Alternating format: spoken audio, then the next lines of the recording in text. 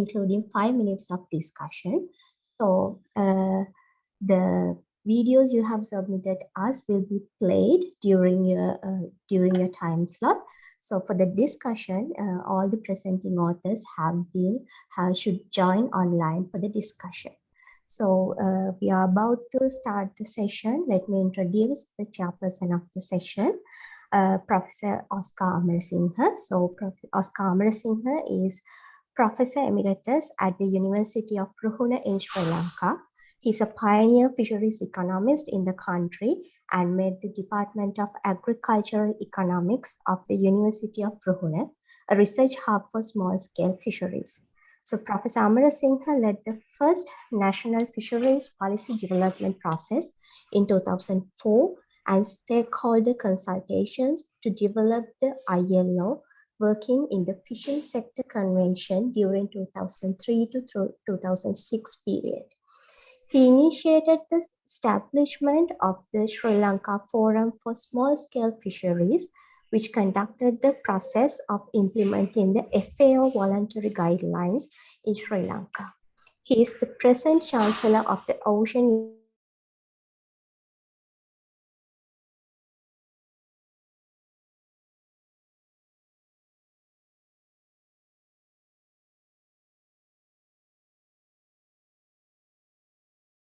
session. Over to you, sir.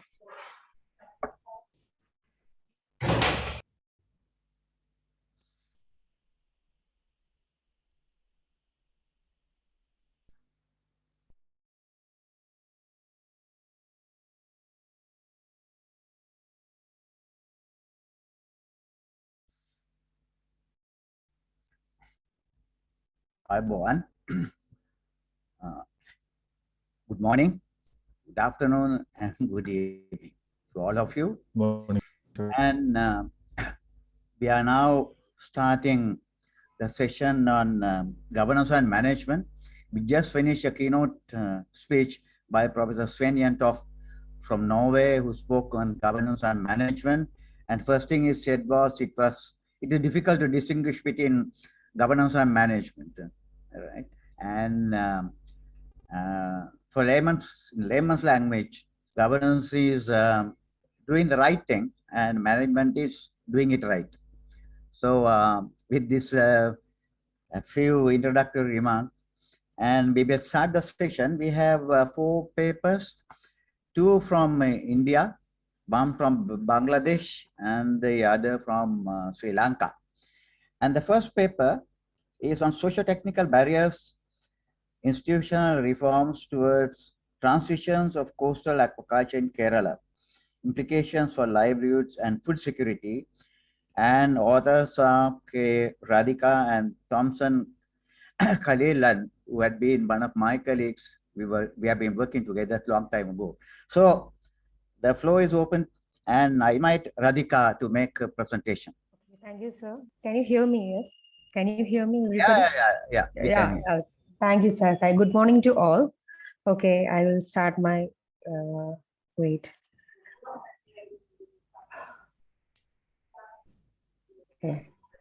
Okay. Good morning.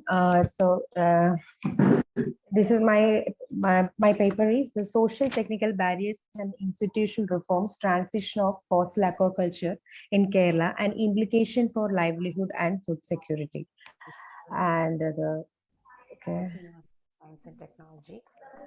And my main author of this paper is Dr. Thompson Khalilan, the Ratan Center for Social Innovation and Development Studies, in Kerala. And our paper name is the Social Technical Barriers and Institutional Reforms towards Transition of Coastal Aquaculture in Kerala. Implication for Sorry, we can't hear. You can't hear. Okay. Yeah. Now it's okay. Okay.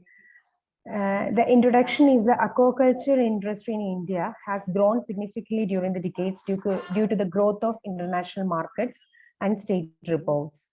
At present, Indian ranks the second in aquaculture and third in production. This is taken from this paper. And the coastal aquaculture development in Kerala has been relatively responsive to the market signal due to the various social, technical, institutional barriers. During the last couple of decades, there has been major info to transform the coastal wetlands to shrimp culture into coastal village of Kerala. Unfortunately, such transformation affected local paddy cultivation and livelihood. And I okay, the major objective of my study is to document the transformation of coastal aquaculture lands to full aquaculture in the Waipin Island of Kerala, India. My second objective is to identify social, technical, and institutional barriers of transformation. And third one, to highlight the implication of such transformation on livelihoods and securities. So next, this is the study area. And this is what about my study area is Waipin Island. It is a 25-kilometer long coastal strip along the northwest coast of Ernakulam district of Kerala. The study village is Nairamblam, is located almost at the central part of the island, surrounded by Arabian Sea on the west, and Veerambura to the east, another river. The total population of the village is 24,127. Total wetland area of Panchayat is 12.32 square kilometer. And agriculture and fishing were the traditional occupation of people. Agriculture is organized in 400 hectares under the banner of Tree Farm Association. At present, around 60% of farmers have already transformed their land to full-time aquaculture. 50 acres of land are still under paddy cultivation. This is my study area. Next.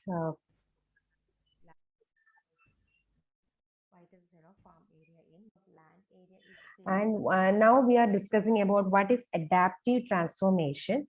The adaptive transformation is a process that changes the fundamental attributes of agroecological system in response to climate and its effects, according to the IPCC. It may be opportunity when current adaptation are reaching limits, on when radical climate-driven changes have already happened. And this is the conceptual framework. The conceptual framework is discussing how it is that transformation adaptation is take place. And here there is a coupled effects of non-climate and climate drivers.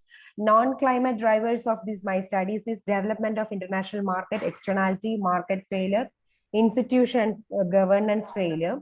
Climate drivers is rainfall, temperature, sea level rises, and tidal fluctual extreme. And these couple of these effects is generate some impacts like salinity intrusion, excess water, waterlogging, poor water and soil quality, pollution, disputes over choice of cropping pattern, and social conflicts, low income for traditional livelihood. That finally the people are transformed to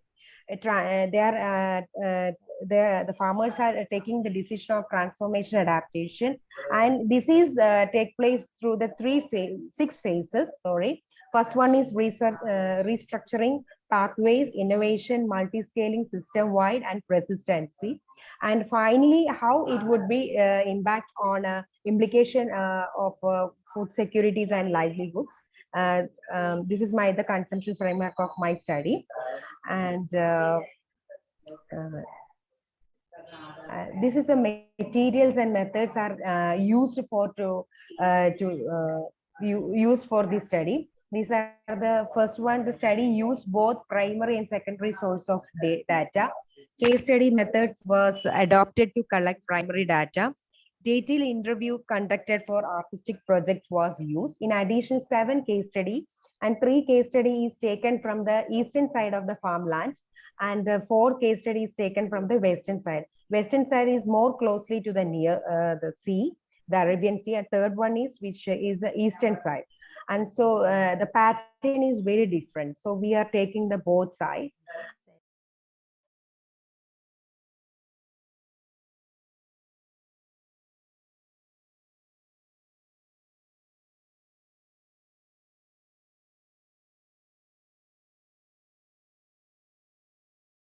Agency and census report.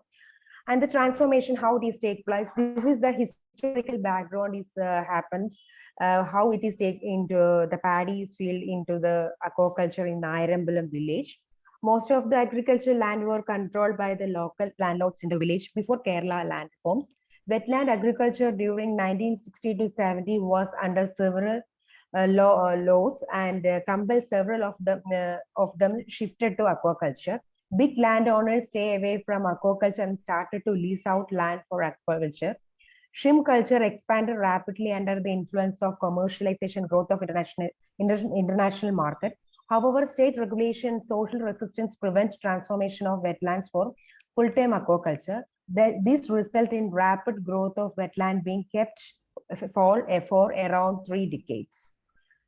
Next, the transformation, why it is the climate transformation under climate change after the 2010 to till now.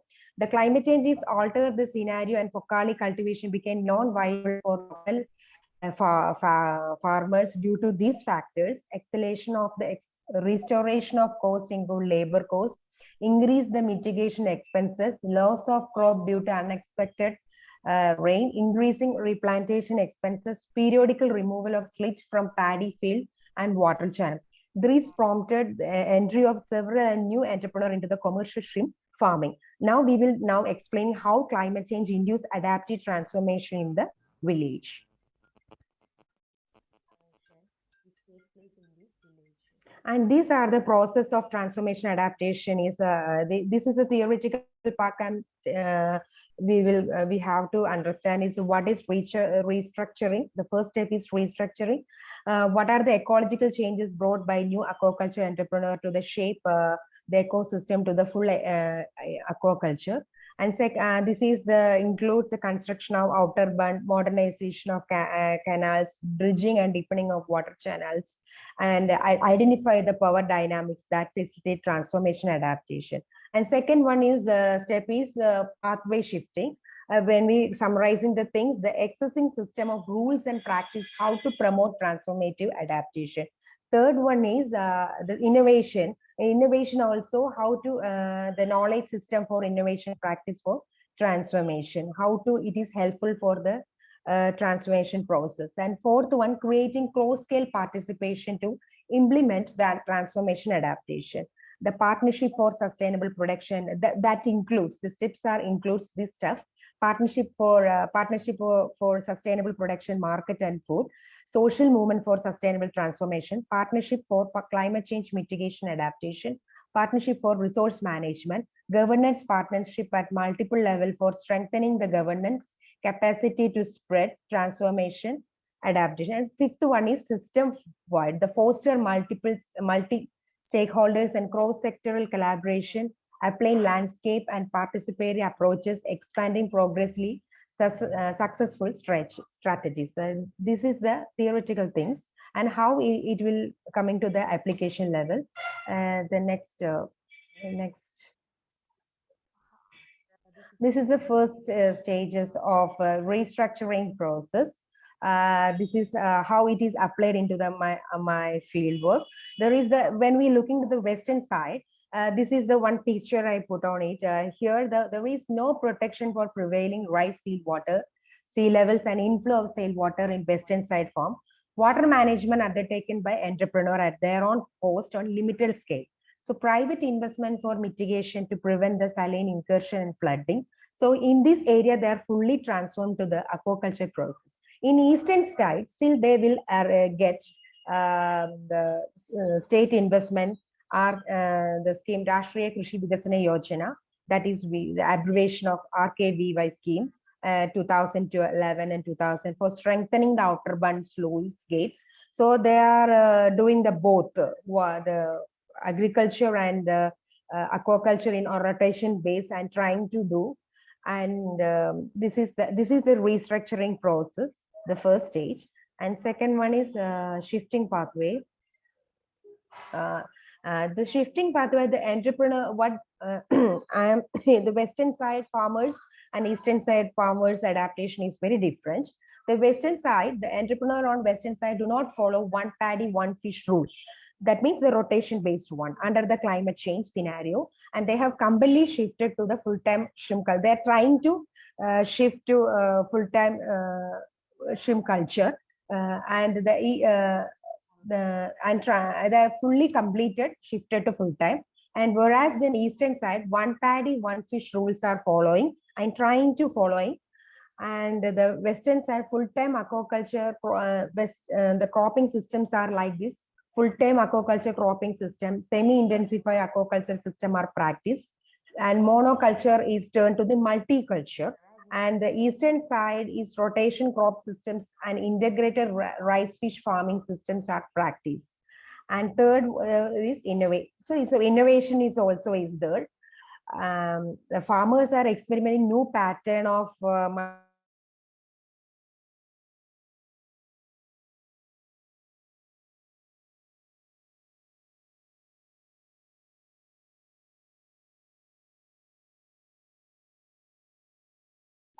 okay, this is the innovation they are planning and trying to do. And the next, please, next. The Multi-scale, how it is transformed. The western side, the culture expanded from western side to eastern side to the panchayat. Under area under cultivation, output is increased several fold. And development based on informal rules.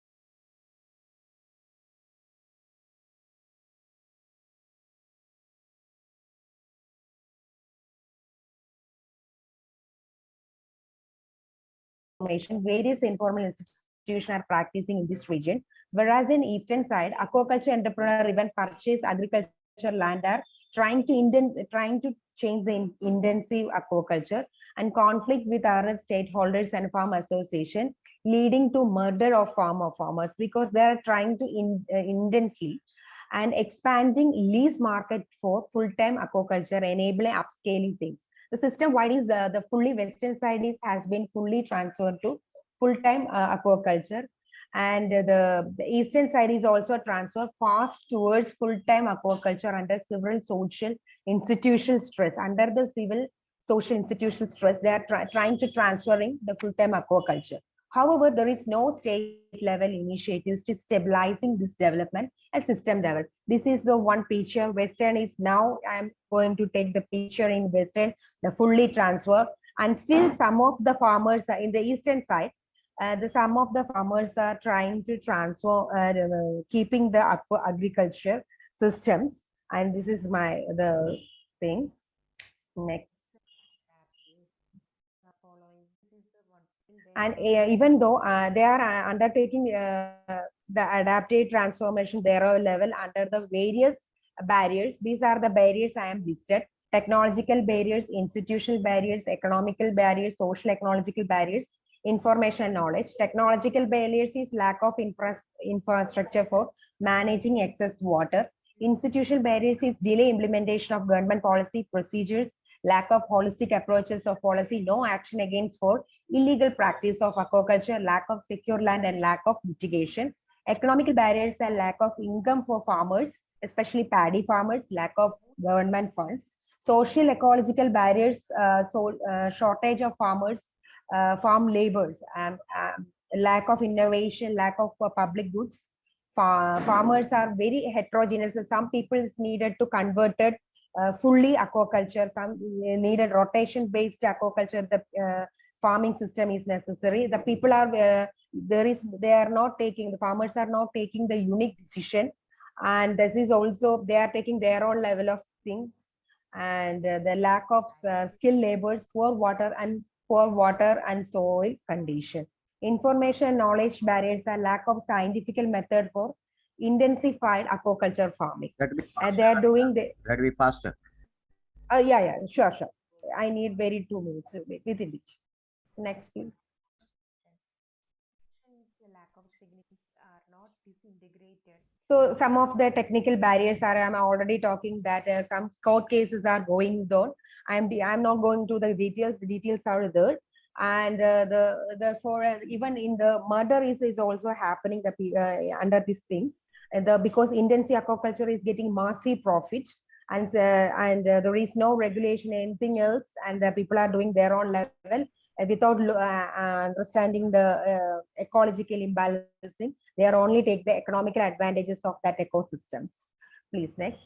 This is the social technical barriers is happening. It is disintegration between the environment. So the transformation is not, it is not welcoming. Actually, they are taking, it is not going to the long run. Unfortunately, lack of informal institution, regulatory frameworks, sector political, financial support, long run action preventing sustainable adaptive transformation in the village today. So it transformative adaptation's persistent stage is it's not, there is not a climate, there is not a proper governance, especially to address this is problem, whatever I am telling in these problems. But this is happening. So the persisting level of adaptation transformation is not take place. And this is my the winding up of my slide. And thank you for hearing my presentation very patiently. Thank you, sir. Thank you very much, Radhika, Thank you, sir. for the presentation. Now the floor is open for questions. Okay. Now, please feel free to ask questions. Yeah.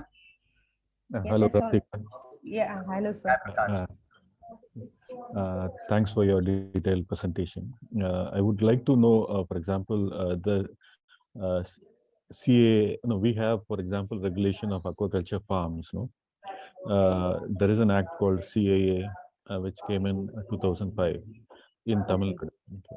So, with respect to Kerala, is there any legislation and how these are, for example, there are multiple levels where the governance takes place in terms of how it is being regulated.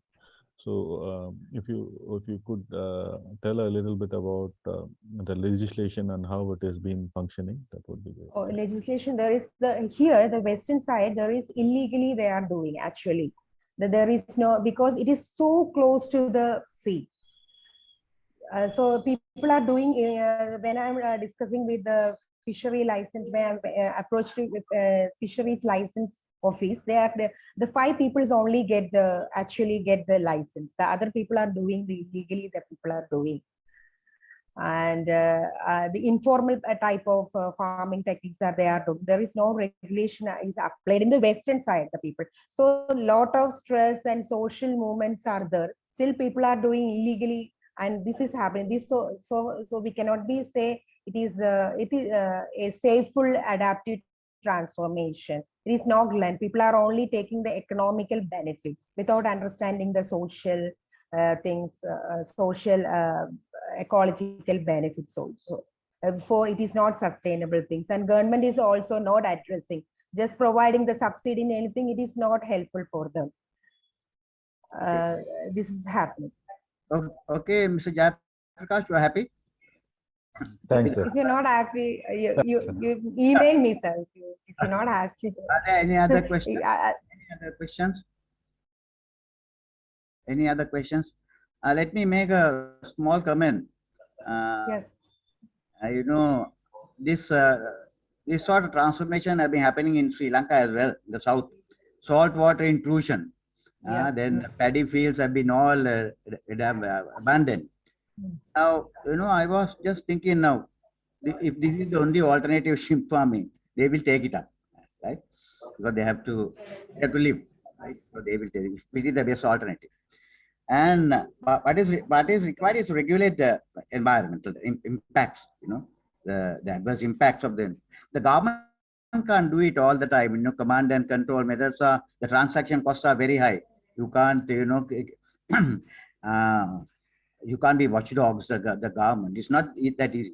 So people are now talking about stewardship responsibility and small scale fishery guidelines. As I remember, section 5.5 or something, it says that the government should say to recognize the role of the communities in conserving, protecting, and co-managing their resources.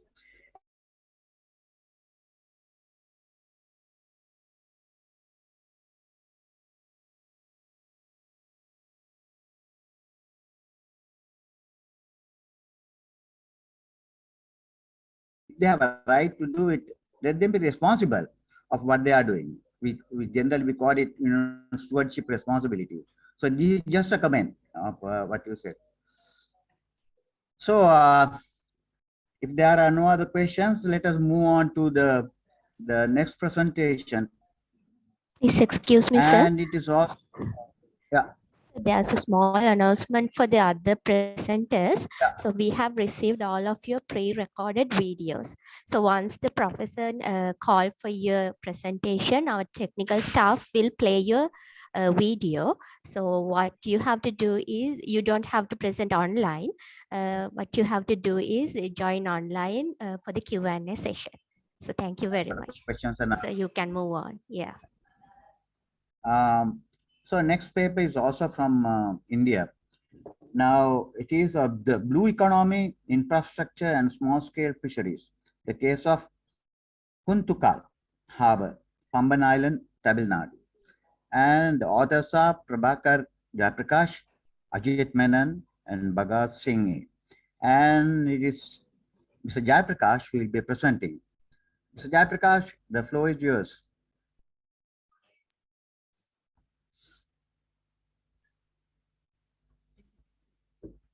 Udani, sorry to, there is another video. Do you mind playing that one? I have uploaded two videos, one 18 minutes, the other one is 15. Okay, Sorry. Pasan, can we go for the other video? If it is difficult, yeah, please play this.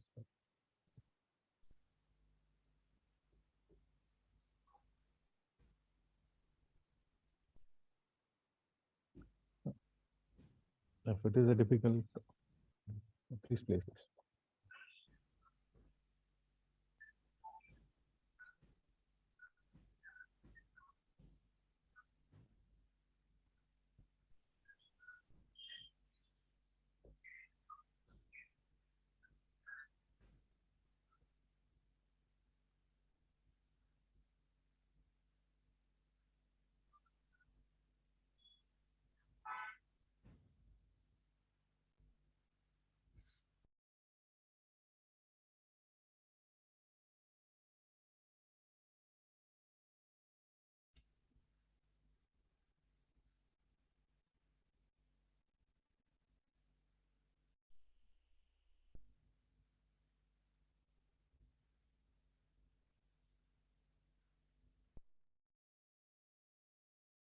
Do you want me to play?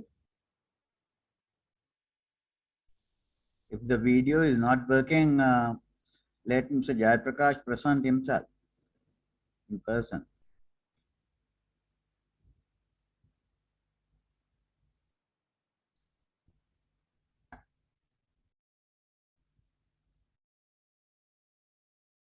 Udani or Saturday, is there an issue? Yes, Mr. Jayaprakash can share the screen and do the presentation online. Okay, online. You can do it in person, online. Share the screen, Jayaprakash. Or else you can play the video by yourself.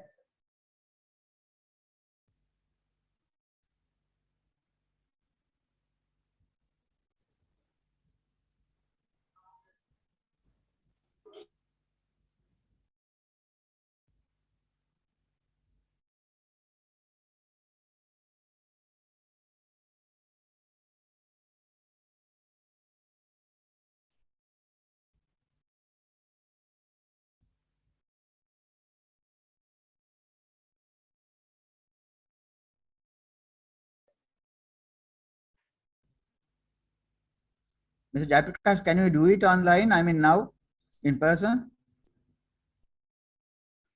Mr. Jayaprakash, Yes, you're sir. muted. Yes, sir, I can do that. Yeah. Okay, okay, do it.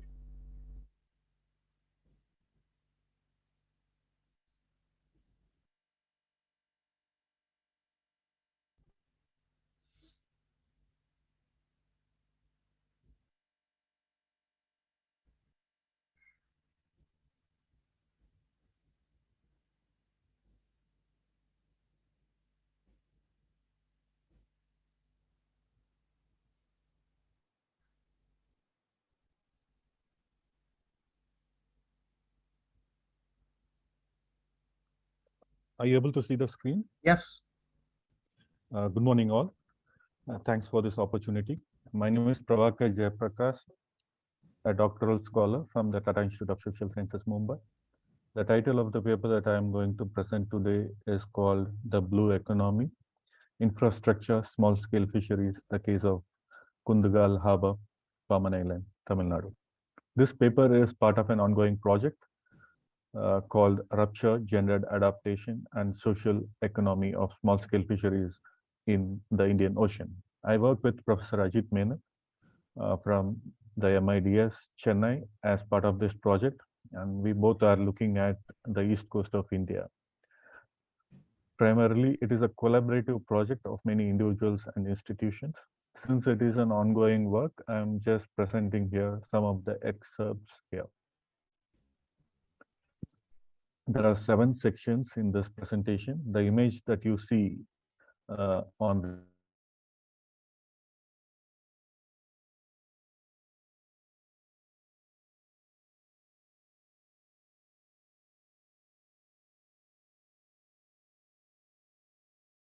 Nagar, they are located on the eastern and they are involved in and canoe fisheries.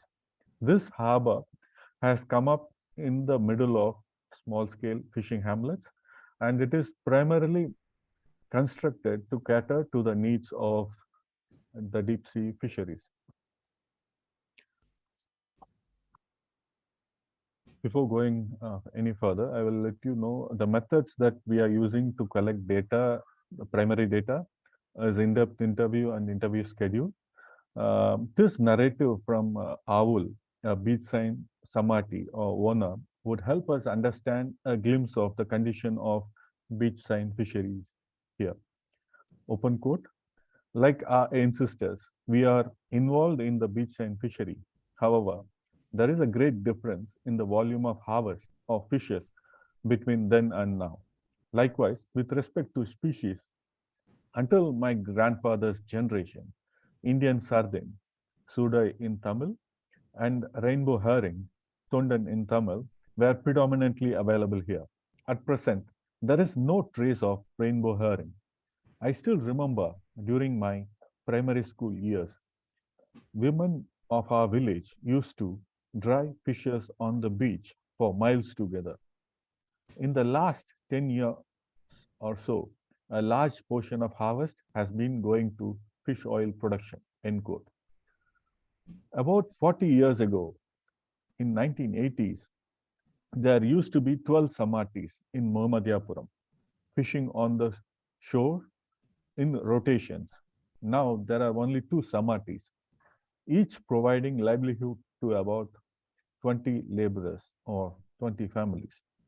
There are about 100 fishing families in this hamlet. Importantly here, declining in harvest and fisheries went in parallel to increase in labor migration to Gulf countries. Many of them are working there as drivers and manual laborers. The mechanization in fisheries in Tamil Nadu started from early 1960s with substantial subsidy package by both state Tamil Nadu and the Union, India. Though it is not by design, trawlers started fishing in the same fishing grounds as artisanal fishers. Soon it led to conflict between mechanized and artisanal fisheries and formation of producer associations started, and it resulted in taking forward their goals. At some point of this period, the increase in conflict led to the passage of the legislation, Tamil Nadu Fisheries Regulation Act in 1983. It separated the space of mechanized and artisanal fishers and allocated the 3 nautical miles from the shore as an exclusive fishing zone for the artisanal fishers. Though the conflict in other regions dried down considerably, Park Bay continued as the epicenter of conflicts between artisanal and mechanized crafts. It resulted in district-specific additional restrictions, such as, for example, 3 and 4 days rule was introduced in district like Pudukkottai and Ramanathapuram to separate the timing of fishing of these crabs. Trawlers are allowed to fish only for 3 days in a week. Similarly, token system was introduced to regulate the movements of crabs. Likewise, a ban was introduced in 2005 to stop destructive fishing practices like patrolling and ring-chin fishery. Isaac, the hamlet head of Mohammadiyapuram, accuses patrolling and ring-chin fisheries. In particular, are the reasons for depletion of fish resources in the sea. He also condemned the fisheries department for the slackness in implementation of some of the regulations. From early 2000, the issue of transborder fishing conflict became a major problem, where the artisanal fishers of northern province Sri Lanka came in direct conflict with the trawlers of Tamil Nadu, India. Mechanisms such as fisher-to-fisher dialogue and joint working group meetings were initiated to find solutions to this conflict. Some scholars, civil society representatives, lawmakers believe that weaning of trawlers from this narrow sea of Park Bay and make them to fish in Bay of Bengal and Gulf of Mannar would reduce the conflict. The deep sea fishing project is an outcome of that perception. Both the state and union are investing heavily in this project as part of the blue economy policy. The implementation of this project has been slow. The idea is to convert about 2,000 trawlers into deep sea fishing vessels. So far, about 50 of them have come into operation. Beneficiaries of this project are selected from 3 particular districts of Tamil Nadu: Pudukkottai, Nagapattinam, and Ramanathapuram. The idea of blue economy gained importance around the world after the third Earth Summit conference in 2012. Its guiding principle is the UN Sustainable Development Goal 14. It says, conserve and sustainably use the oceans, seas, and marine resources for sustainable development. This economy follows multidimensional and intersectoral approach and encompasses many aspects such as coastal manufacturing and services, maritime trade, deep sea minerals, and aquaculture and fisheries. India has selected 7 key priority areas under this blue economic policy. Marine fisheries is one of them. A conservative estimate says that the implementation of this policy would help about 4% of the GDP of India. Kundigal, the state and the union have been constructing fish landing centers or fishing harbors and supporting infrastructure to cater to the needs of deep sea fishing vessels. Kundigal Harbor is one such fishing harbor. The total cost of this harbor was INR 7,000 lakhs, and the construction of this harbor started from June 2018 and ended by March 2020. Fishers of Mohammadiyapuram petitioned and protested against the construction of this harbor since it would be detrimental to their fishery. Whereas the fishers of Kulandai came forward in support of this project, as many of their fellow castemen, Parava, from other hamlets of this region are major beneficiaries. Division, in a way, helped the district administration to go ahead with the construction of this harbor. If the fishers of Kulandai have also resisted against this infrastructure, the harbor may have not come up in this location. While talking to Bosco, the hamlet head of Kulandai, we came to know the decision to bring this harbor was taken by someone else, the influential leaders of his caste group. He has no say in it and can't go against it. They are dependent on this leader in some form or another. On the other side, fishers of this hamlet believe that this harbor would bring employment opportunities to the people of this hamlet and bring economic returns to the village. While the fishers of Muhammadiyapuram curse against construction of this harbor, fishers of Kulandayeshan Nagar condemned the design of this harbor. During the Kacha wind season, it is impossible to dock crafts here. There is no breakwater present. Without this structure, local fishers say this harbor would be only used for would not be used for about 4 to 6 months in a year. They accuse the fisheries department for listening to their views. Historically, the beach chain fishery here is a seasonal occupation. Only 6 months in a year they would be able to involve in that.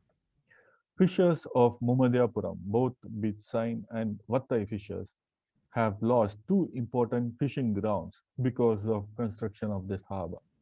They were not compensated or consulted. Dumping of rocks on the shore and the sea have changed the depth of sea and characteristics of seabeds. Both these aspects have adversely impacted the beachside fishery. In addition, obstruction of sea currents have resulted in soil erosion on the western side of the harbor. Kulandai Nagar lost its beach. They are now parking their crafts in a nearby locality. The construction of this harbor further deteriorated the condition of fisheries here, both in terms of fish resource and livelihood. Lack of capital and traditional knowledge led the people of Muhammadiyapuram not to try alternative livelihoods here. They are becoming more proletarized as a result. The history of beachside fisheries of Muhammadiyapuram is not linear. Like many other fishing communities of this region, their ancestors were also migrated from south and settled here in the early decades of 20th century. They were beneficiaries of land distribution schemes soon after independence, and people here, families here received land anywhere between 1 and 5 acres as a result. Until the early 1980s, they were comparatively doing well, both socially and economically. Plainly, at present, it is the remittance that is helping them to sustain the fishery here. Some are fishing, some are fishing here to keep themselves occupied. Some are fishing here for self-respect and social status within families and community, respectively. A large number of Vattai fishers are elderly men. If we look at the composition of laborers, at least a person from each family is working abroad. Apel, Anand, and Gupta talks about the infrastructure as a terrain of power and contestation. They ask questions such as who will receive resources, whose priorities will be sidelined, what will be considered as public goods, what not, which communities will be supported. These are both social and political questions. These questions, the state determines answer based upon the economy that it follows. The India and the state of Tamil Nadu follow the neoliberal economic model where it gives preference to industrial scale fishing. Kasi and Kernes have looked into the temporal dimension of infrastructure. The word infrastructure is complex with multiple and contested meanings. For Susan Leigh Starr, infrastructure is not simply a class of artifacts associated with predetermined sectors, but a process of making and maintaining relationships.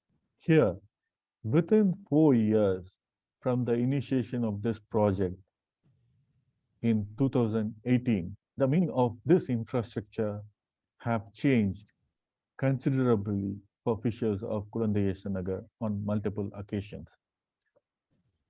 With this, I'll stop my presentation. Looking forward to the question and answer. Thank you. Thank you very much, Mr. Jayaprakash. Let me first open the floor for questions. So please, the floor is open. If you have any questions, you can put them to Mr. Jayaprakash is waiting anxiously to answer, to give answers. Please.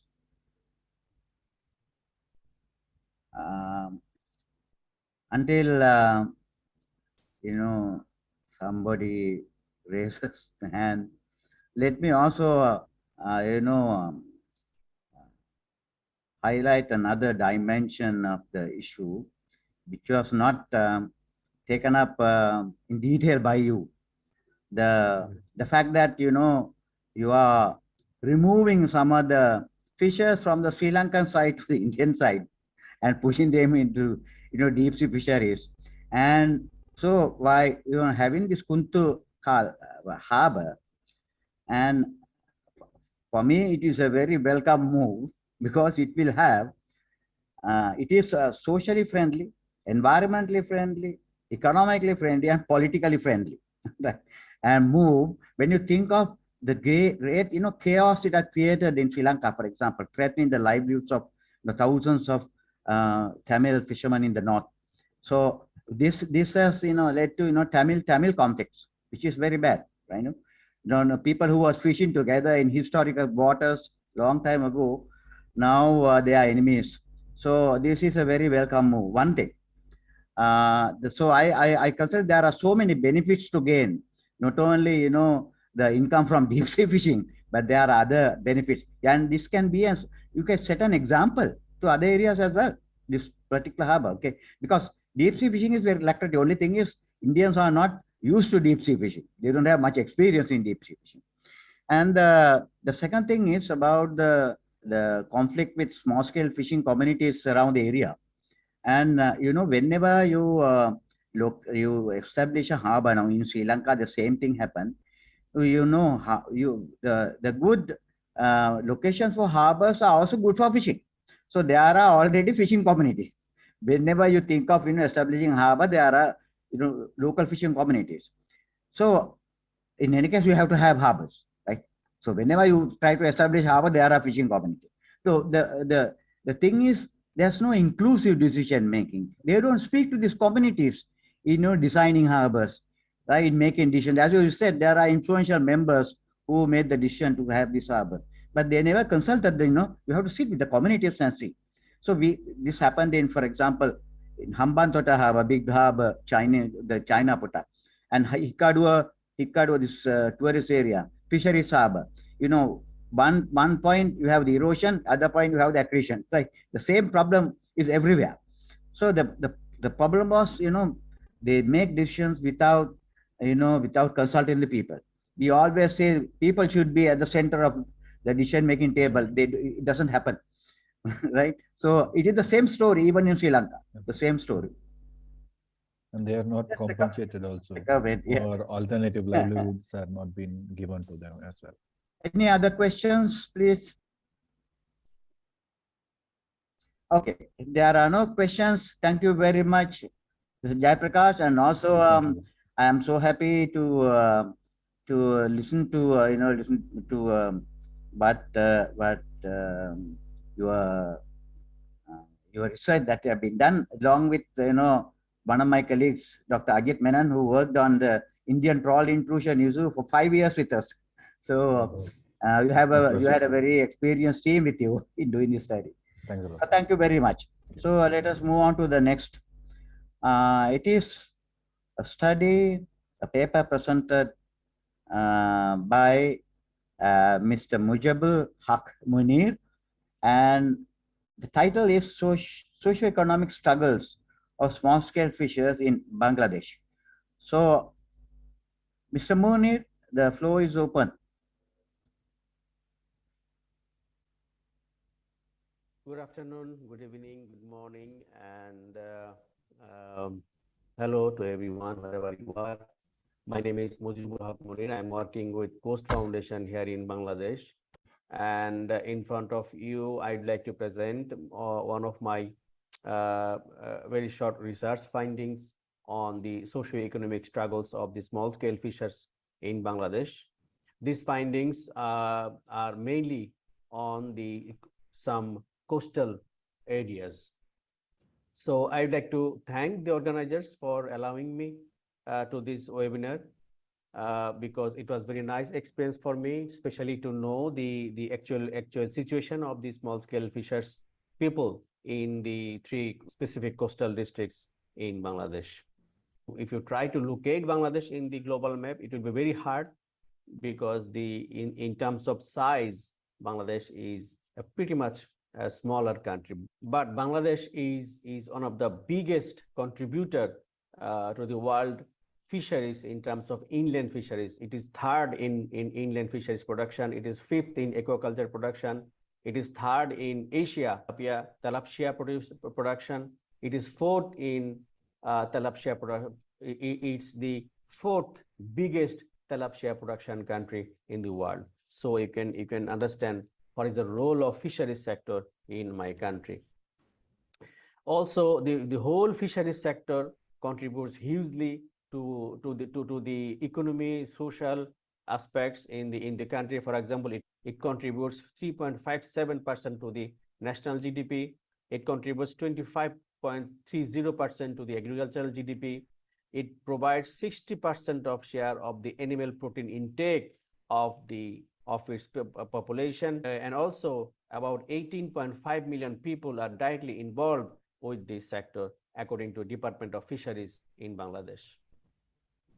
So for this research, I have used both primary data for some information, and also I have used secondary data. But these secondary data are in fact also primary data collected for other researches also done by me. Since time is very short to present, I will go very brief. These are the working areas. You will find I have collected data from Bhola Island. I have collected that data from Cox's Bazar. I have collected data from Bagerhat districts. So the question can be raised, why I have collected that data or information only from these 3 districts. These 3 districts, coastal districts, are very much important in terms of the fisheries sector. For example, Bhola is the largest hillside producer in the Borishal division. 60% households are fishers in these districts. Bhola is an island, and you know hillside is our national fish. Bangladesh is also getting one of the huge amount of foreign exchange from exporting the shrimp to different countries. And Bagerhat is one of the major shrimp producing district. On the other hand, Cox's Bazar is the second highest hillside production country, and it is 67% of households of these districts are fisher folk. And most importantly, Cox's Bazar is hosting more than 1 million Rohingya refugees here. So what is the socio-economic condition of the small-scale fisher folk people of our country? If we go to the just one chart, it will make us very clear that the situation of the small-scale fisher folk people in Bangladesh is unfortunately still lagged behind. This graph is presenting some data in terms of some socio-economic indicator, and it is a comparison between the national level data and the data we have collected from the fisher folk people families.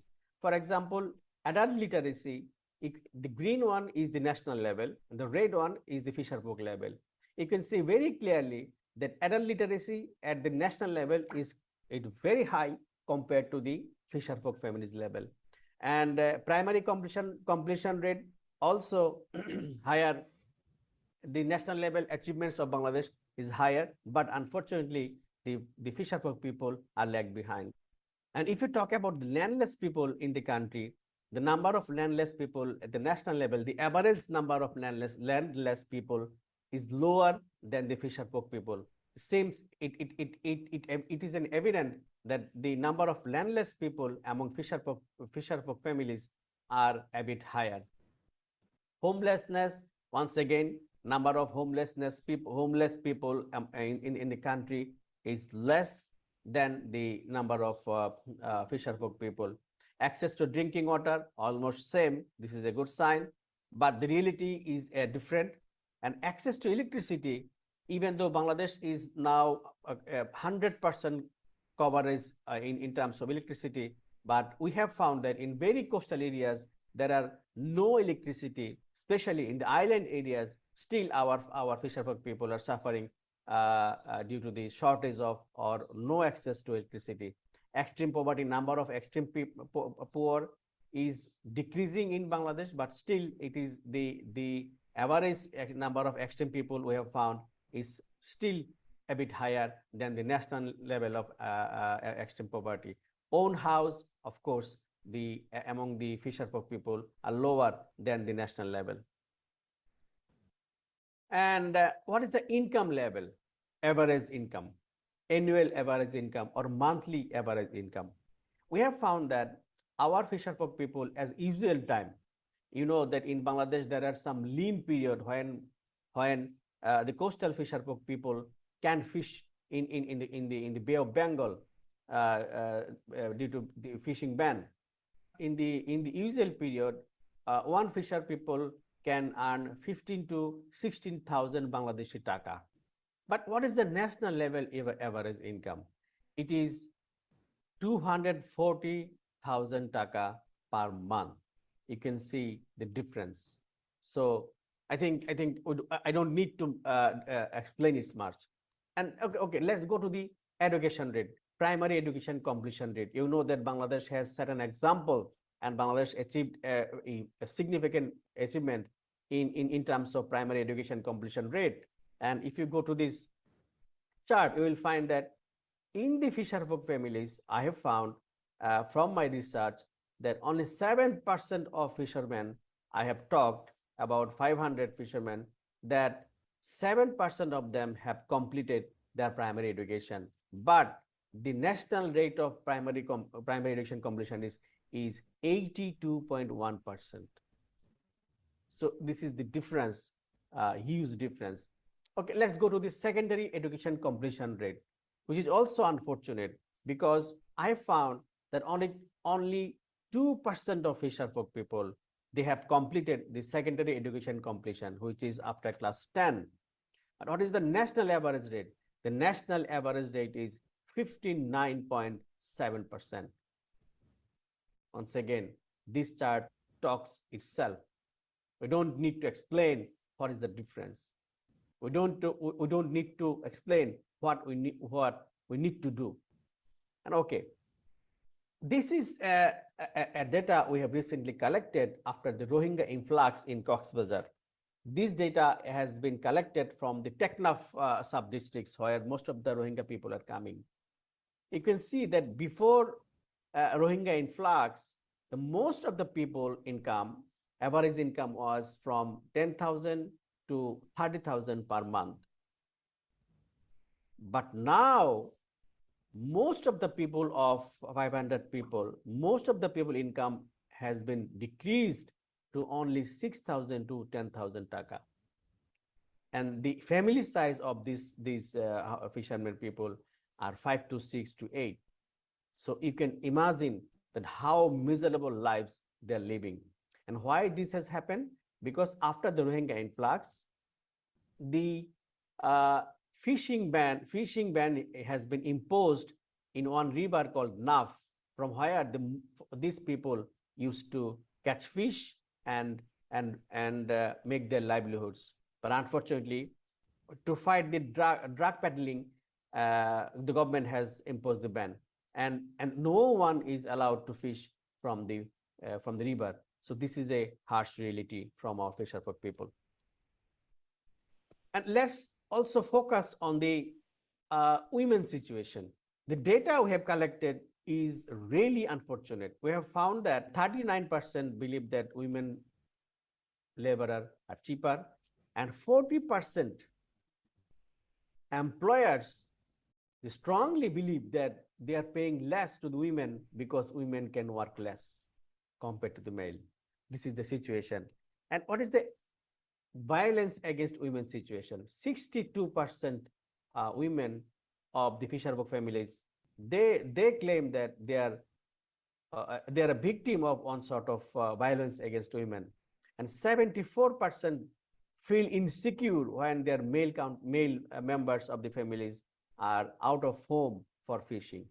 And of course, complaints were there. 76% of the women members lodged complaint. Only solution came only for 13% of the complaints, which is very much unfortunate. Do the women members of the fisherfolk families have the freedom of movement? This is also unfortunate to find that the situation is not that much good. For example, even 98% family members can go to neighbor houses. 48% only, less than half of them can visit their relative houses of their will. But the house must be very near to their own house. Even 35% women can visit doctors on their will. Otherwise, they can't even go to the doctor if their husbands or male members, if they don't allow. And 65% women believe that there are sorts of restrictions for them for their movement. These were the very key highlights of my research. I'm very sorry because I have got very short time to prepare the research, to prepare the presentation, because still now when I am talking to you, I am in Cox's Bazar and involved with the Rohingya response, managing some emergency issues. Hope you have got a glimpse of the socio-economic conditions of the small-scale fisherfolk people in Bangladesh. I'm ready here, and anytime you can, if you have any comments, suggestions, you can convey to me. Thank you very much. Thank you very much, Mr. Munir. Time for questions and answers. There's any questions? Please put them to Mr. Munir. He's ready to answer. Please, are there any questions? You're not very clear. Your voice is not very clear. Who is this?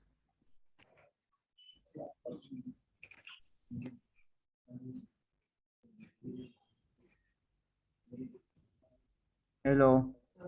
Hello, sir. I have a question. Yeah. Yeah, sir. Yeah, it's Radhika. So, what is a suggestion for the betterment of fishermen? So he said about the social condition. So how to improve the condition of a livelihood of fishermen? So what do you think of it after his study? He studied the whole thing, right? So how to improve the life of fishermen? This is so miserable things. So how to improve, and how the governance is important to improvement of their livelihood and living condition of fishermen. Is it clear? Yeah. Mr. Munir, you can answer. Yes. Thank you very much for the question. Yes. Okay. First of all, we have a lot of work to do, because and the work should combine with field work and also with advocacy. We need to work directly with the fisherfolk families, and we have developed a model which is called the self-reliant groups, with the support, with their own contribution. They are now involved in savings and credits, and we are now trying to establish a linkage with the service providers and fisherfolk families. And in fact, in our country, there are so many services and supports from the government side. Unfortunately, our fisherfolk people are not that much aware of, because they are living in the remote areas. And after a long advocacy works, we have now got the ID cards especially for the coastal fisherfolk families, and they are now getting ration, even though these are not adequate. So we need to make self-reliant groups so that they can be sustainable without dependency to any other groups or in government or any NGOs. And along with this, we need also advocacy. For example, I was talking about the fishing ban imposed on the Naf River. There are so many supports for the Rohingya, there are so many supports for the other host communities, but these fisher folk families are totally ignored. So we are also, we need to have a continuous advocacy with the government so that they can get a special focus. So in brief, we need to work directly with the fisher folk families, and along with this, we need to continue the advocacy work. Thank you. Thank you, sir. Much, Mr. Munir. Let me also ask you something that that struck me when I was listening about the poverty among fishers, and they say that they are homeless, they are landless, they are extremely poor, very low income, and they need so much of support. And then it struck me that in the earlier in my keynote address, I mentioned two types of fishers who are poor, and this was earlier mentioned by Dr. Chris Benny a long time ago about two types of fishers. One is, you know, uh, they are fishermen because they are poor, and the other one is they are poor they are because they are fishermen. And I have a feeling that many of the people that we are talking about have become fishermen for lack of any other alternative, extreme poverty. And because fishing is also a last resort employment, the entry is open to all, right? And when you don't have any other alternative employment, when your opportunity cost is very low, and people tend to end up in fisheries. So I have a feeling that some of this, many of these fishers, whom you call fishers, may what they need are affordable access to basic social services, health, education, housing, and if you provide them, most of the problems will be resolved. Rather than they are not more than fishing problems, they are general problems of people who are suffering with extreme poverty. So I had this feeling that if you address that, you know provide them with affordable access to basic social services, that will resolve most of these problems. Is my own feeling. Is how I I, I, I some of these the data that you have presented. I had this feeling that many belong to that sort of. They have become fishermen because they are poor. Thank you. Thank you very much for the comments. But in fact, the families, the fisherfolk people I have talked, they have not become fisherfolk people because they are poor. In fact, they are artisanal fisherfolk families, and they are doing this fishing for inherently for a long time. These are their families. And regarding the social service, yes, you are very much right. If we can provide them social service, but they are not ready to change their livelihoods. For example, when the fishing ban is going on in the Naf River, we have talked with them. They are now forced to change their livelihood, but they are waiting when the fishing ban will be lifted and they will go to their livelihood because they are the artisanal fisher folk there. But if we can provide the social services, of course, changes will be there. And we have good examples. In Coast, we are providing them some social services, and we are seeing the good example, and we are watching the achievements for this one. Okay, thank you very much, Mr. Munir. Are there any other questions? Can I make some comments? For when I listen to this conversation between Munir and I'm Kularatne here. Yes. Yes. Okay. Yes, When I listened to this conversation, I was thinking that, especially between Muni and Radhika, and I think this is simply because of this fishery is still subsistence purposes. The fishermen are working on fisheries just for getting something for food. If it is developed as a business venture, that they are working to making a profit, and the profit can be, they can saving or used for saving and investment. And rather than we are waiting for getting all the social services from the government side, then if it is becoming as a big business venture, then people are trying to develop their business depending on the profit. Moni, what do you think about that? I mean, in Asia, it's a very common practices in fisheries that people are thinking that they are doing fishing just for getting some foods, okay, for the subsistence purpose. If we develop that up to the business level, what sort of changes do you expect? Is that a good idea, or do you think that still people don't want to go for business type of fishery No. rather than something you are else? very much right. You are very much right, because most of the fisher people we are talking here in Bangladesh, they are only fishing for their daily subsistence, most of them. But Hillshire fishers, they have a set of business model, and they are a bit in a good situation. And of course, you are very much right. If we can develop a value chain, and if we can develop, we have example in Coxbazar with the support of ICSF, with the support of SDF, we have tried to do something also with the support of IFAD and other organization. We have tried to develop a value chain. For example, in Coxbazar, we have tried to develop a value chain for the dry fish producer.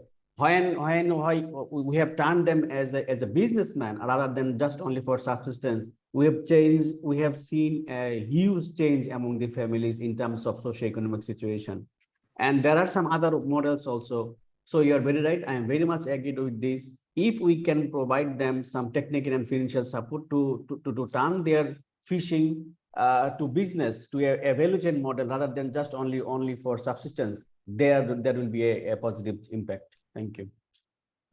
Okay, I think we have to close this discussion because we have another paper to be presented. So thank you very much, Mr. Munir. And also thank you very much for those who had the questions, because it was very lively discussion. Thank you very much. Thank you. So the next paper is on transaction cost of community participation for the development of culture-based fisheries in village reservoirs of Sri Lanka.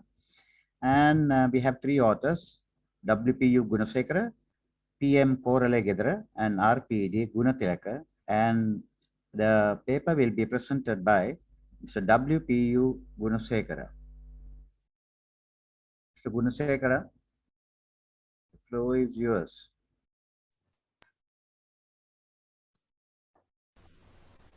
Ms. Gunasekara, sorry. Hello everyone, I am Udayani Gunasekara from Postgraduate Institute of Agriculture, University of Peradeniya. I am here to discuss about my research presentation. My research topic is transaction cost of different institutional arrangement for the development of culture-based fisheries in village tank of Sri Lanka. Here, this is the table of content I used to conduct my presentation. Let's move on to the introduction. You know, Sri Lanka was famous for an ancient civilization based on irrigation, mainly based on paddy cultivation and other crop production. The inland reservoirs in dry zone were utilized by ancient people as a source of animal protein as well. With the recognition of huge potential of inland fisheries as well as demand of fish, culture-based fisheries were developed in some seasonal and perennial tanks. Under that, 1980, culture-based fisheries was introduced to seasonal reservoirs financed by Asian Development Bank. After that, 2003, culture-based fisheries was introduced to small perennial reservoirs, again financed by Asian Development Bank. The development of culture-based fisheries is that this strategy involves rural communities. It's a bulky mechanism has to be followed to establish. Then, institutional arrangement is essential. Fisheries in village tank are managed under different institutional arrangement. You can see here there are three common institutional arrangement: farm organization, aquaculture committee, rent to a group of farmers. Let's see how they manage. When farm organization directly involved to the management of fisheries, members who are registered under farm organization, they can directly involve to the fisheries activities. The aquaculture committee is one of committee which are coming under farm organization. However, it is somewhat independent committee which is directly involved to the fisheries activities, and the fishers who are registered under aquaculture committee, they can involve to the harvesting activities. Renting to a group of farmer is one of decision coming under farm organization. When farm organization decide to rent their tank with fish to group of farmers, then that group of farmers can only harvest the fish yield. Here, when an existing system is transformed to a new one, cost associated, we call it as a transaction cost. As well as here, when traditional fishery system is converted to the culture-based fishery system, this transaction cost also engage. So in 1998, Cooper and et al. Conducted a study on Philippines to examine the transaction cost of fisheries co-management, and Senaratne in 2007 and Senaratne et al. In 2008 to study the transaction cost in inland fisheries in Sri Lanka. Then they suggested that the sustainability of community-based aquaculture depend on the effectiveness of institutional arrangement and community participation. However, there is a research gap is sustainability of fisheries in different institutional arrangement when applying the culture-based fisheries for village tank. This research is to fulfill that research gap. Let's move on to the research objective. Objective is to assess the transaction cost, total revenue, and net benefit of fisheries in these three institutional arrangement under culture-based fisheries. Let's move on to the methodology. I have selected two districts, Anuradhapura district and Kurunegala district. Mahakanamulla, Muriyakadawala and Udakadawala tank coming under Anuradhapura district, and Madavachi tank coming under Kurunegala district. Out of the 4 small tanks selected for study, Madavachi tank is managed by Aquaculture Committee, practicing the culture-based fisheries since 2018. Then fisheries in Muriyakadawala tank managed under farm organization, which including culturing, started at 2018.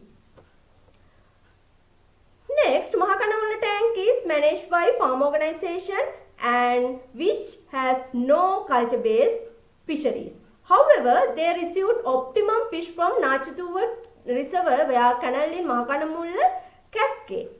Then cultured Udakadawala tank is sent out to a small group of fisheries by farmer organization. Let's see data collection. Sampling population was members in farm organization in 4 cascade system. Sampling method was cluster sampling method. Sampling frame was office bear, registered fishers and registered members at farm organization based on 4 cascade system. Sampling size was 465 members.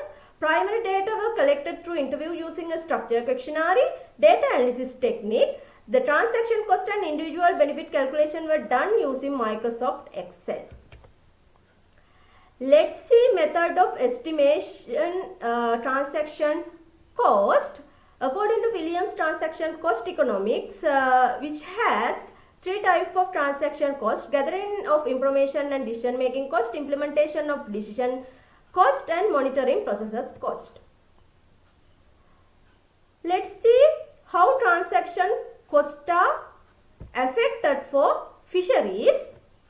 The sum of time is spending on attending for extension and awareness program conducted by government extension officers to rural communities, and then Kanna meeting and community member meeting to accept proposal of culture-based fisheries was taken as a nature the gathering information and decision making cost.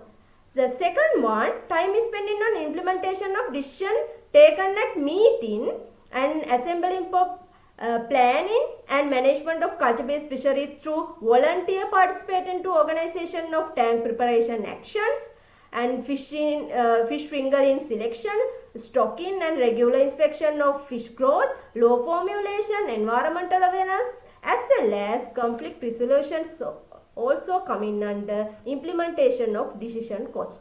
The last one is cost of monitoring activities such as surveillance for poaching, use of illegal tools, distribution of benefit of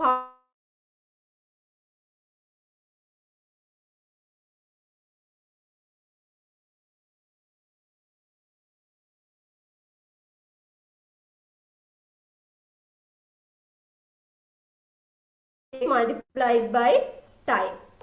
After that, production cost, total revenue and net benefit of fisheries were calculated. Let's move into the results and discussion. First of all, we have to discuss estimation of transaction cost in different institutional arrangement. Here you can see Madavachi Tank Management Aquaculture Committee has a much lower information cost due to the culture-based fisheries is one of main concept of aquaculture committee.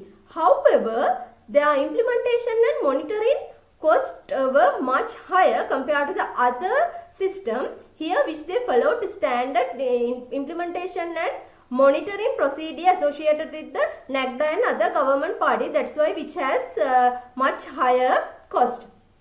So here you can see Udakadavala tank has highest information gathering cost, which due to the they have lengthy initial discussion at farm organization at the beginning to decide whether this tank rent or not.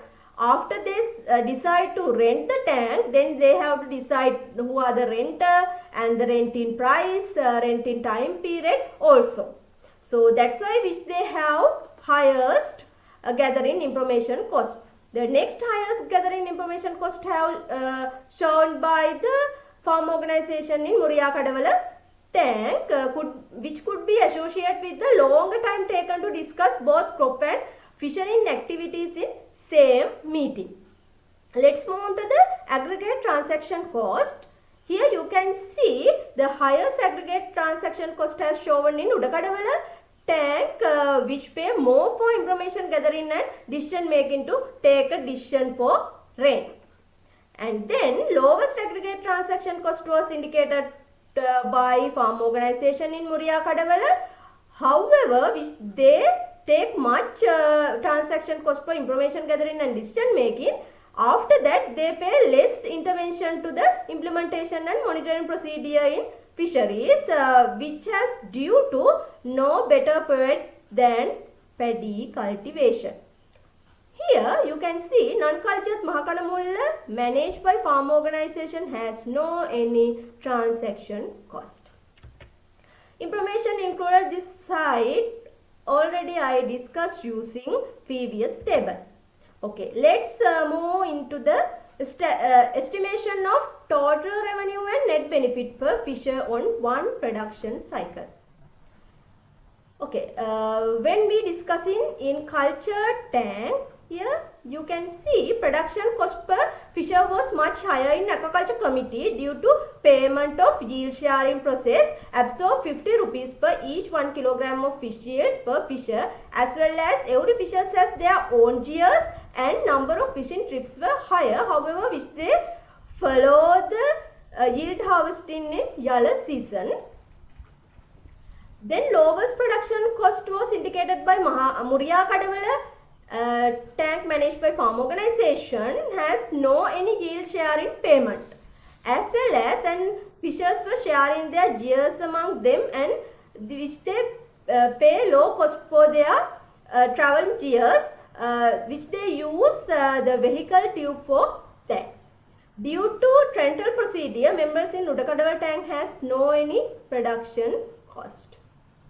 So let's move into total revenue and net benefit. You can see here fisheries managed by aquaculture committee gain more total revenue and net benefit from fisheries even though the cost was higher than other culture tank. This could be due to the presence of strong institutional arrangement which facilitate direct involvement to the fisheries. And then due to low attention on fisheries than from crop production and dairy in farm organization of Muriyakadavala tank has much lower total revenue and net benefit. And here you can see Udakadavala has no individual revenue or benefit for fisheries, how they gain total revenue from rent their tank. After that, the final one is Mahakanamulla tank. Let's see how it's happened. The fisheries in Mahakanamulla tank managed by farm organization without culture-based fisheries, which has higher production cost as they have more than one fishing gears and make a payment to farm organization for harvesting, as well as which they have lowest total cost due to they have no any transaction.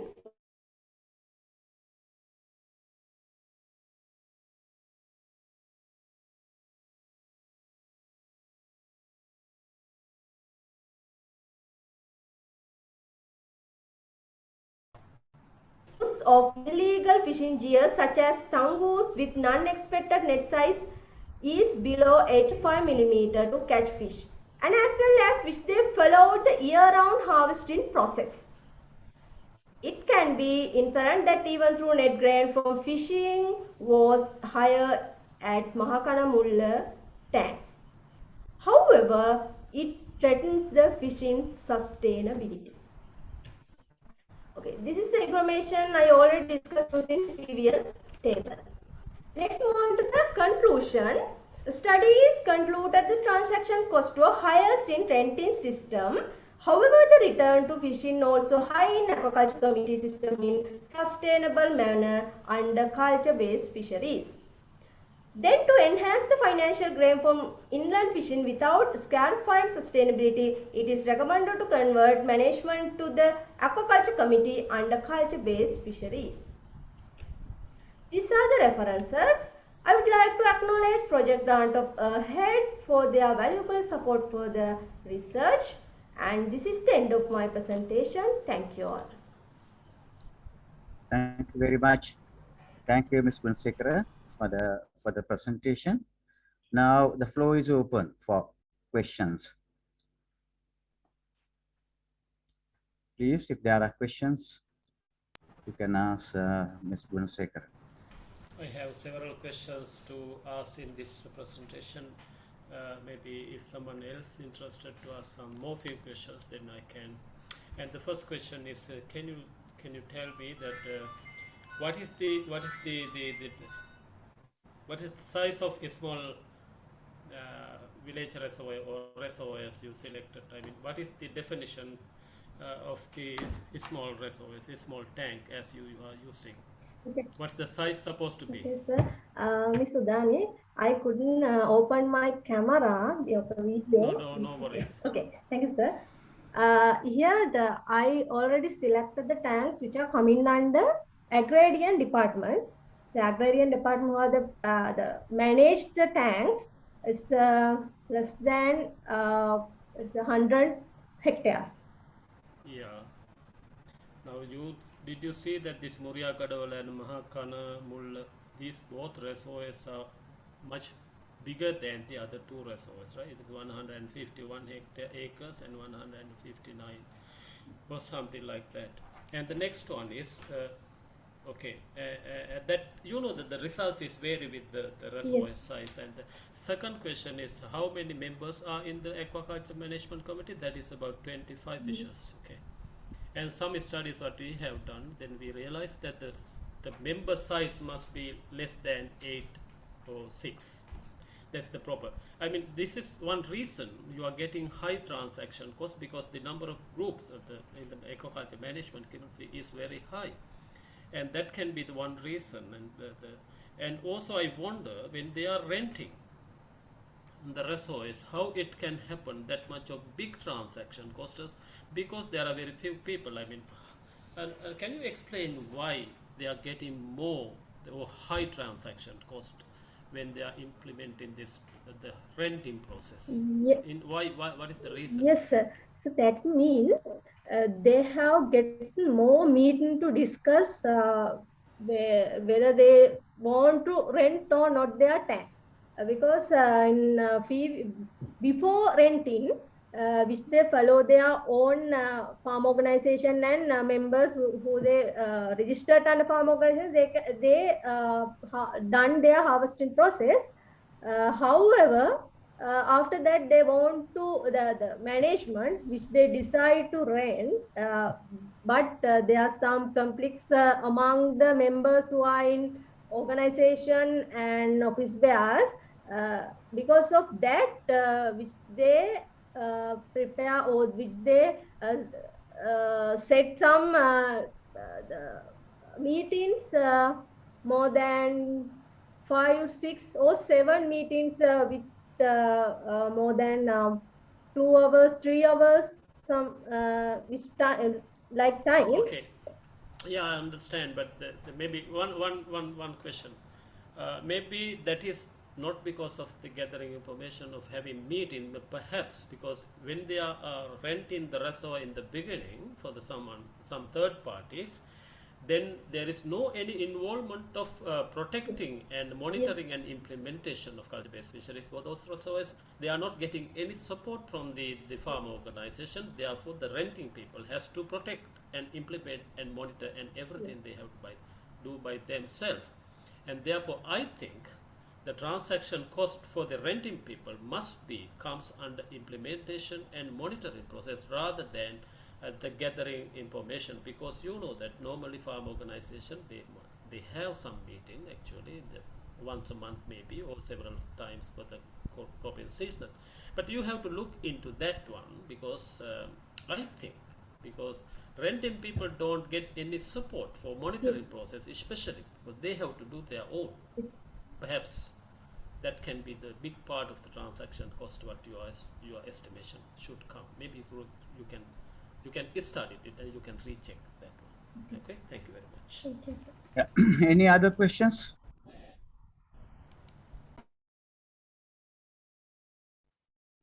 Yes. Any other questions? Hi. Yes. Yeah, please. Yeah. Nice to meet you. And I'm from Japan. And it's a general question. Can you hear me? Yes. Yeah. Thank you for the presentation. And it's a general question because I'm Japanese and I have no knowledge about the reservoirs in Sri Lanka. So in the target area, fishermen and farmers are almost the same members, or do some people make a living solely from fishing, excluding agriculture? Thank you very much. Can you understand my question?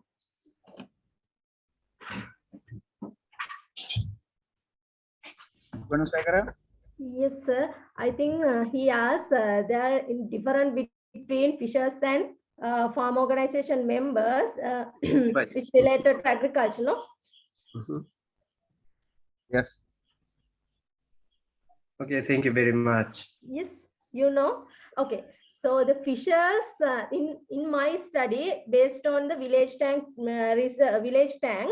So in that area, there's a no only the full-time fishers, which are they are part-time fishers. That means which they follow the fishing activities as well as agriculture activities, both. Both. Okay. Yeah. Yes. So again, almost all the members are both type. You mean?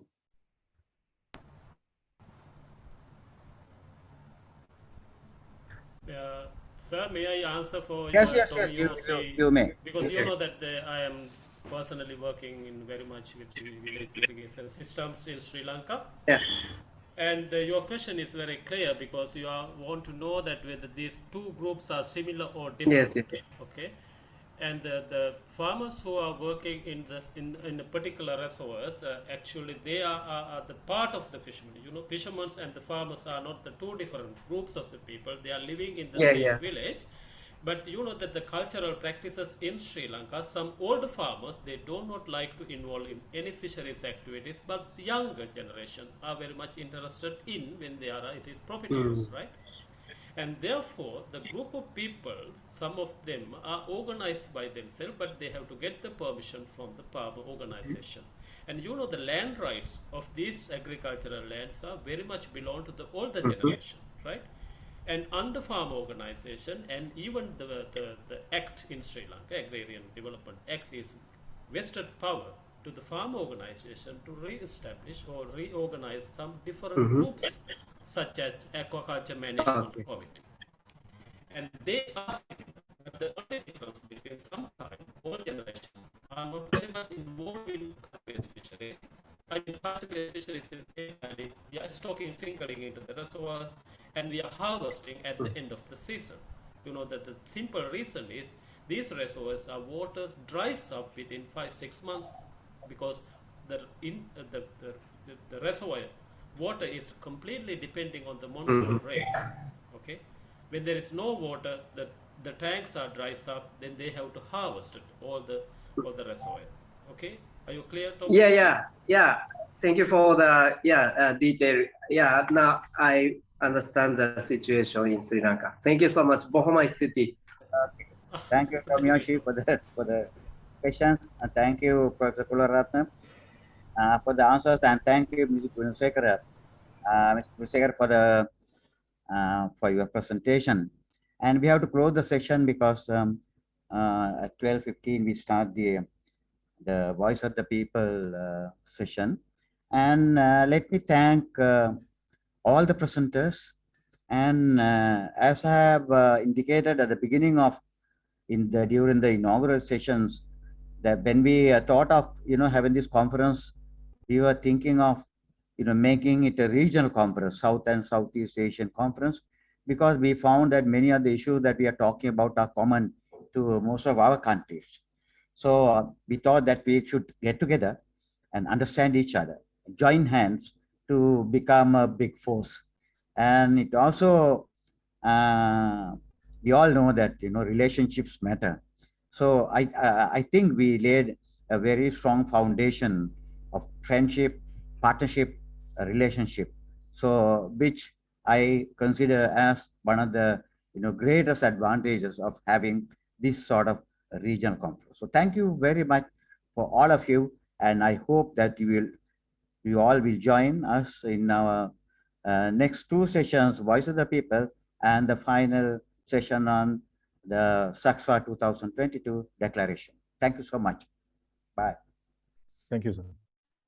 Thank you very much, sir. So with that, we are winding up the session on governance and management of small-scale fisheries. So let me thank the session chair, Emeritus Professor Oscar Amarasinghe, for his valuable contribution for the session. And thank you very much for all the